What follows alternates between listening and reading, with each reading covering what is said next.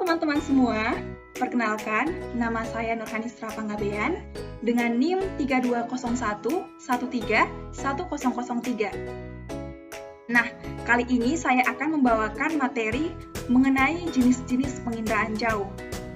Teman-teman tahu nggak apa itu penginderaan jauh?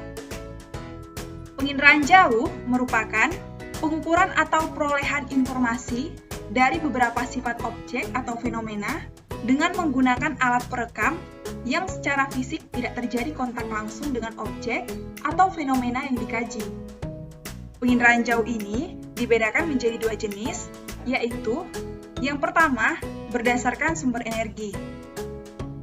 Sumber energi utama dalam penginderaan jauh adalah energi matahari. Energi matahari yang dihasilkan kemudian dapat direfleksikan ke dalam bentuk gelombang variabel ataupun diserap dan dipancarkan kembali.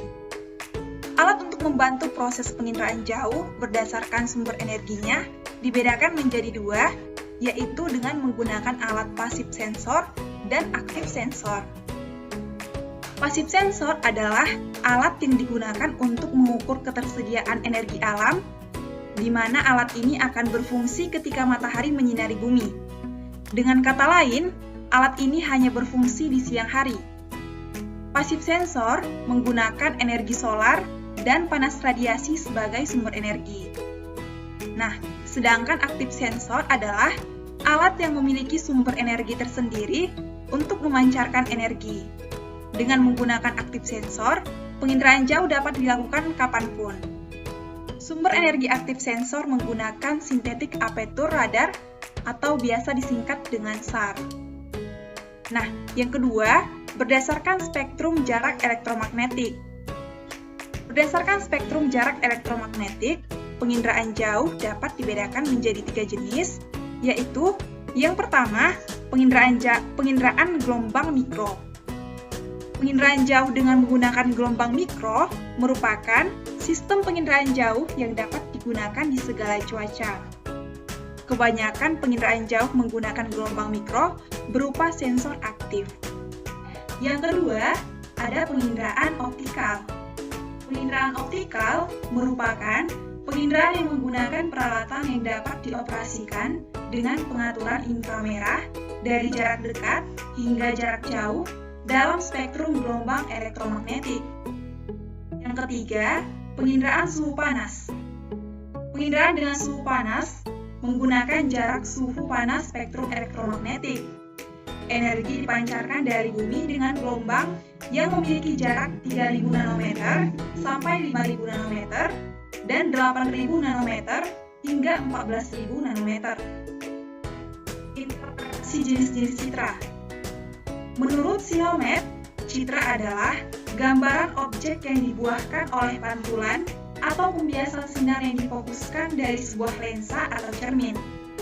Sedangkan interpretasi adalah proses komunikasi melalui lisan atau gerakan antara dua atau lebih pembicara yang tak dapat menggunakan simbol-simbol yang sama, baik secara simultan ataupun berurutan. Jadi dapat saya simpulkan, interpretasi citra merupakan kegiatan untuk mengkaji foto udara dengan maksud untuk mengidentifikasi suatu objek. Citra dapat dibagi menjadi dua jenis, yaitu citra foto dan citra non-foto. Citra foto merupakan citra yang diambil dari sebuah foto yang dibuat dari pesawat menggunakan kamera.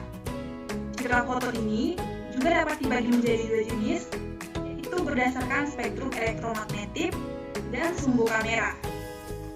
Nah, berdasarkan spektrum elektromagnetik, citra dapat dibagi menjadi tiga, yaitu yang pertama, foto ultraviolet. Merupakan foto yang diambil dengan menggunakan spektrum ultraviolet. Yang kedua, foto ortokromatik merupakan foto yang dibuat dengan menggunakan spektrum warna biru hingga hijau. Yang ketiga, foto pankromatik merupakan foto yang dibuat dengan menggunakan semua spektrum warna. Yang keempat, foto inframerah merupakan foto yang dibuat dengan menggunakan spektrum inframerah sampai panjang gelombang 0,9 mikrometer hingga 1,2 mikrometer, dan inframerah modifikasi atau inframerah dekat dengan sebagian spektrum warna tampak pada saluran merah dan saluran hijau. Nah, berdasarkan sudut kamera, citra dapat dibagi menjadi dua, yaitu foto vertikal merupakan foto yang diambil apabila sumbu kamera tegak pada permukaan bumi, dan yang kedua, foto condong merupakan foto yang dihasilkan apabila sumbu kamera menyudut 10 derajat terhadap permukaan bumi. Yang kedua, citra non-foto.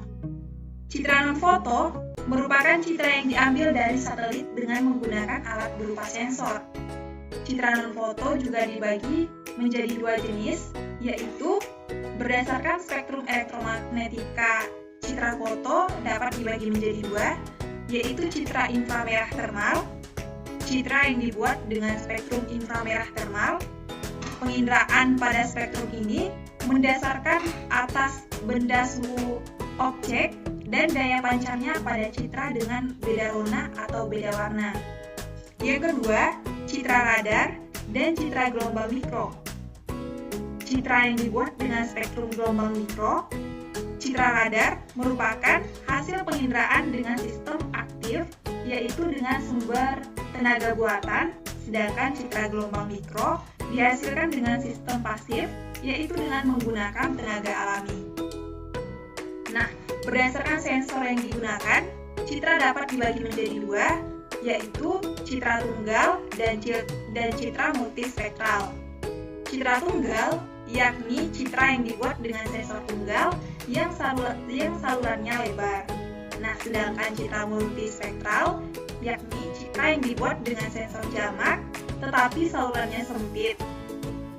Citra multispektral ini terdiri dari citra RDV, returbing Vidicon, sensornya berupa kamera yang hasilnya tidak dalam bentuk foto karena detektornya bukan film dan prosesnya non-fotografik. Nah, yang kedua ada citra MSS, multispectral scanner. Sensor dapat menggunakan spektrum tampak maupun spektrum inframerah termal. Citra ini dapat dibuat dari pesawat udara. Nah, berdasarkan wahana yang digunakan, citra dapat dibedakan menjadi dua, yaitu citra dirgantara, di mana citra yang dibuat dengan wahana yang beroperasi di udara. Contohnya, citra inframerah termal, citra radar, dan citra MSS. Yang kedua, ada citra satelit, yaitu citra yang dibuat dari antariksa atau angkasa luar. Citra satelit ini dibedakan atas penggunaannya, yakni yang pertama, citra satelit untuk penginderaan planet, contohnya citra satelit Viking buatan Amerika Serikat, citra satelit Venera buatan Rusia.